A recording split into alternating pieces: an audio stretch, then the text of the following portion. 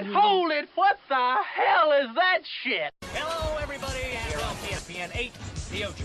We're coming to you live. Next, my name is Scott McKnight, and with me, as always, is my partner in crime, Pepper Brooks. Pepper, Scott, hey, Scott.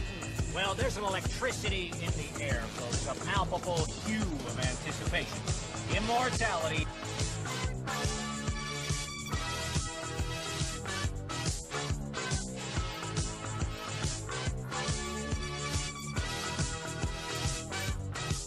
Pepper needs new shorts. In the home of the... Oh, whatever. Alright. Welcome back, guys. Episode 3 in the baseball game that we're restoring here. The 1963 Williams Major League. Alright, well, I ain't a ball player, so... Alright, so what we've got here is a primed cap. To sum up what's been done, this is just one coat of primer. So, if I remember correctly, in episode 2, we basically sanded down the cab, or at least stripped it down, right? Now, what we've done following that is that I say me.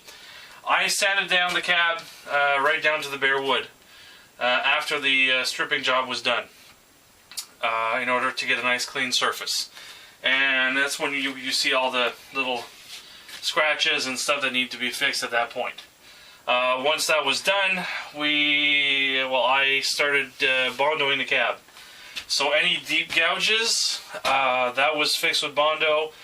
Edges, corners, what we see a lot on these old cabinets is that you see the little edges on the plywood tend to flake off and kind of tear a channel up on the side. So we fixed that. Also a little trick if you want to prevent that in the future. If you're going to sand down and put Bondo, don't just put Bondo on the surface here where the chip is. You want to put some Bondo on the bottom as well, and make sure you leave a thin coat. If you sand it completely down, you're actually giving a chance of any foreign material or another part of the cabinet to grab onto that and pull the wood off. Keep in mind the plywood is old on this, and I could reflake this if I wanted to, but if you leave a thin coat of Bondo, that actually acts a bit like a deflector, and it keeps any further flaking from happening. So we did the Bondo in the corners, the edges, everywhere, the leg parts here. The holes are still a bit filled out here. What I usually do at the end, I take a Dremel and just gouge out the holes back out once everything's painted.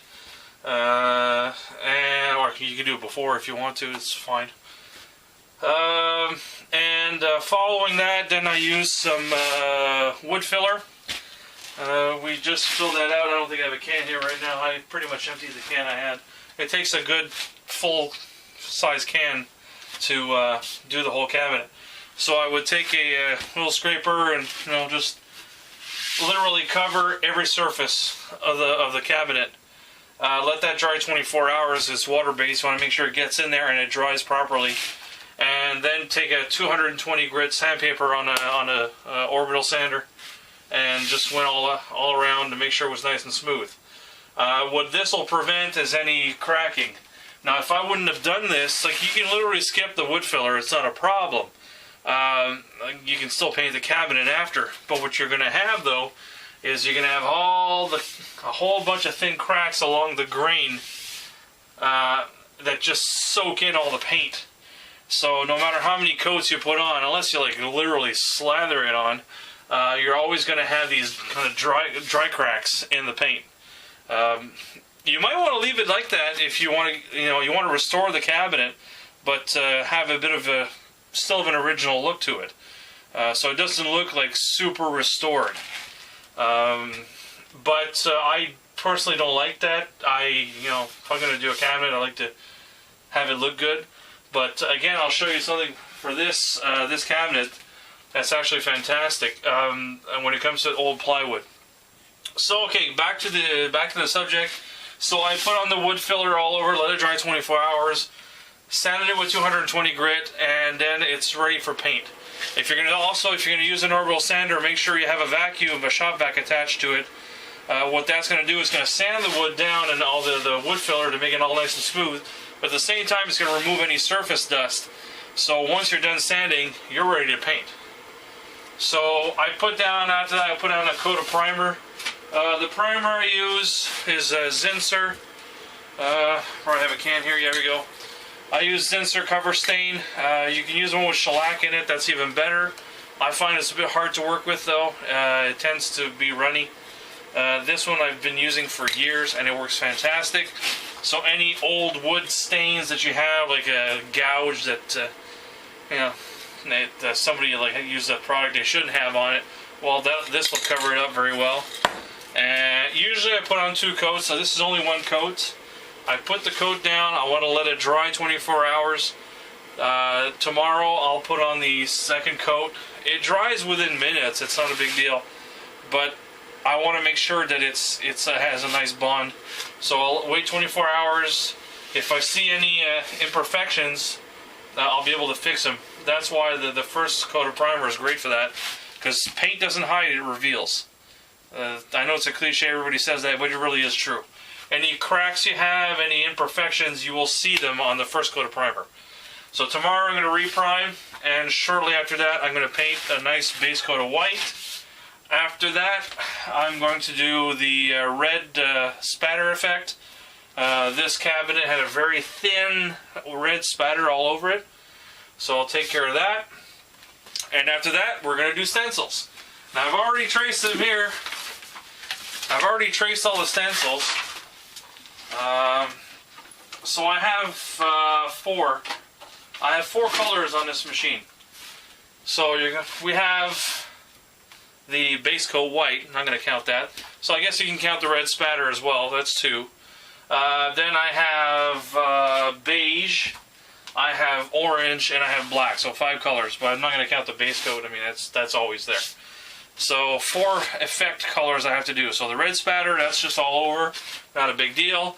And then I have to use the stencils. I've drawn them up using the original decals, the original graphics that were on the cabinet. I also had a printout from the web. I had a decent image from Internet Pinball Database where somebody restored it. Restored. I think this is original. The only thing though, I'm not too crazy about the red that they have around the control panel, but I'm gonna do it that way. I mean, I guess that's the way it was. So that's the 6th color. But I'm going to use probably metallic paint for that. It'll look good. I'll match also the coin slots, which I've already done. Yeah, so we'll use that, and we trace the stencils, and this is what I got, basically. I got a bunch of rolls here. Here we can see this, I wrote down here. Okay, left side, right side, because I'm going to be using them on different sides here. This is black and 3rd color, so this is going to go like this. So as you can see, you got the head going on, the guy's eye, the front of the cap, the cap itself, and we got the fingers on the bat. So yeah, let me get these out of here, then I'll show you the inside of the cabinet, and I'll show you what we have to look forward to. Alright, that's all over the floor. Yeah. Alright. So let me grab the camera, and I'll show you a couple of different things. First of all, one thing I mentioned on a post is the wood grain itself. And here's the back panel. I've already have a coat of white paint on this, and there was a lot of work to do on this. I mean, this sounds really ridiculous, but I put in a good hour's work just on fixing this panel. If you look here where the lock hole is, this was completely chipped off and gone. And I've bondoed this entirely and fixed it all up. It was really damaged and it just looked like crap. So I filled up with Bondo, and then I used a Forstner bit to redo the holes. Now if you look closely with the light, you can kind of see the grain. This is the cool thing about this old plywood, is that the wood that they used years ago wasn't the same. A lot of this plywood was old trees. You can see, the camera's catching it, but it looks like it's catching it. The grain is a lot bigger, a lot deeper, and what you're seeing on the wherever it's raised is a darker wood. We don't really see it, but if I look at the inside of the back box, you'll kind of get an idea. You see all the darker lines? That's what's raised up a bit, and the lighter wood is just like between the grain. So when you sand it down, the harder grain resists a bit better. Now, I mean, I could have sanded this completely down or like bondoed the crap out of it, but I find it's really amazing. It gives a great character. It's nice and smooth, but at the same time you get a bit of relief to it. And the whole cabinet's going to be like this. I don't know if you can catch it here. Yeah, see? This is just primered, so it's not very glossy. But you can tell, see, you got the nice deep grain lines. And it just, when you rub your hand against it, it really is nice.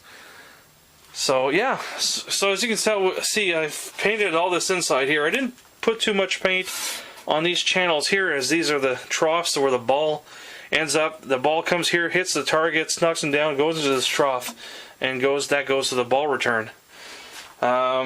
I didn't sand the bottom of the cabinet. I used these panels here to kind of hide the bottom while I was painting. But I did paint the front here, simply because originally it did have a fine coat of paint, and it was just black with crap and dirt. So we fixed all that up. Also, this panel here, where the two lights are, had a huge gouge in the center here. So I've bondoed and fixed all that up. Little bit leftover bondo. Got that off. There we go. But yeah, this was all like chewed up and gone. I didn't fix the back end of it, but I mean this actually looks way better than what it did before. And I didn't even fix this here, just a coat of paint to kind of help that out. And yeah, so you're on the front of the cabinet, you can really see the grain. It's really nice. And once this is nice and painted, it's going to be really fantastic. So yeah, this is what we have so far, guys. Yeah, so next step, I'm going to, like I said, another coat of primer, wait 24 hours, then the base coats happen. I'm going to be doing at least 4 base coats. Sounds a bit crazy, yeah, but I like a solid base, and it's 24 hours of dry time between each coat. You can, with the paint I use, they say, well, you can paint a coat, wait an hour, and paint another coat, but if you're going to do up to 4 coats, it's best to let that dry between each coat. You just, after that, take a little piece of 220 grit, just rub it slightly, wipe off the dust, and then just go with another coat. So each coat you have is properly bonded and it's solid and it won't chip easily. Well, if you have 4 coats, one stacked on top of the other, it tends to dry a bit wrinkly, or you'll get imperfections in the paint. So once that's done, the base coats are done. We're going to do the thin red spatter. I'm going to use a technique with a fan. I'm going to put a large fan right here, the exhaust fan I use for my window when I paint, and I'm just going to use actually some spray paint and just shoot the paint in front of the air that's pushing from the fan up to the cab. Now my fan is about 2.5 feet wide, so it has a wide blast, so I can shoot a couple of places and it'll cover uniformly with thin spatter on the cab. Once that's done, we use the stencils, which I'll trim with an X-Acto knife. I'm going to put this on the surface I'm going to put the graphics down. Has to be completely flat. Don't do it standing up like this. That's a nightmare. Don't do that. Even if you use stencils that you bought from guys off the web that they use tacky vinyl, lay the surface down flat. I have this on a hydraulic table right now. I'm going to put a a piece of carpet, so when I put on the side, on this side here to paint this one, I don't damage the side. And we're going to do the stencils. So usually what I do with the stencils, I use acetate, as you've seen. I will lay it down flat, put some weights everywhere, old nuts and bolts that I have, and I take my spray gun, one thin coat, just to barely cover the area that you want to paint. Let that sit for 10 to 20 minutes. Until it gets kind of tacky. You can touch it on the stencil where the stencil's covering the cab. You feel if it's tacky, then you can put on one good coat, not too heavy. The accent colors were never like 3-4 coats. It was just usually just enough paint to cover the base coat or whatever coat that you're covering. And immediately after, I pass an electromagnet over my surface to get all the nuts and bolts off and remove the stencil immediately. So what that does is, number one, it prevents any bleed under. That's a good thing. And the other two, if your surface is completely flat and you're painting, what will happen is that if you leave the stencil on long enough, you'll either have bleed under or you have what I call a crust edge. What will happen is that the paint will dry around the stencil. And when you remove the stencil, it creates like a step. The paint was leaning on the stencil and it dried there, and you'll feel it with your hand. What happens though, if you remove the stencil right away, the paint, it's like water in a sense where it beads around. It won't necessarily flow. If you put a thin enough coat and that bottom coat's acting like a bonding agent, it'll just like bead around the edges. You won't see it, but what you're going to notice is when you rub your hand against it after it's dry, you're not going to feel an edge. It's going to be nice and uniform. It's going to feel like your accent colors are the same coat as your base coat. It's going to be really good. So guys, the next video that I'm going to show you, I'm going to do some metal polish. Show you what I use. What I basically do polish. I've done a bit already. And finished product. Probably part 5. Finished product once delivered, or maybe just before I deliver it. So what we have left, other than paint, is metal polish, side rails, all the metal bits, and then assembly. And that's it, guys. She'll be done. So yeah, it's been a great project so far. I had a lot of sanding, a lot of work, but very, very, very much worth it. You know, unfortunately, I don't see many pitch and bat games. I find it's a shame. I think they're great machines, and well, I'm sure people will enjoy playing this thing once it's done. It'll be really great. I'm going to deliver it to Rob, our buddy from the Richelieu, who I restored the Richelieu for. He's going to do the mechanicals on it, and then she'll be delivered and to Justin, and she'll be ready to play. So guys, stay tuned for episode 4, metal polishing. It's not as easy as it looks, and it's a lot of time-consuming work, but I do it because I love it, and it just adds character and polish to a job, no pun intended. And episode 5, the reveal. So stay tuned. Thanks you guys. Thanks everybody for watching. Again, if you have any questions, you can reach me on Maca. It's maaca.org. Look for Sparky. You can send me a private message there, or you can send me an email at sparky@maca.org. So sparky@maaca.org. Any questions you got, don't hesitate. I'm there to help you out.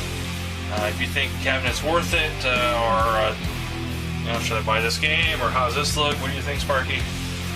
How the Habs doing this year? Oh, God. Anyways, so yeah, scary price. Anyways, I digress. So yes, finish this project, and then on to the next. Plastic stirred, maybe. I have a lot of guys asking me. classic stern. I have a Stargazer online. 3 fathoms. Yes, I'm still working on the 1 fathom that I started a video on. Anyways, plenty of videos to be done, guys. Stay tuned, and I'll catch you guys later.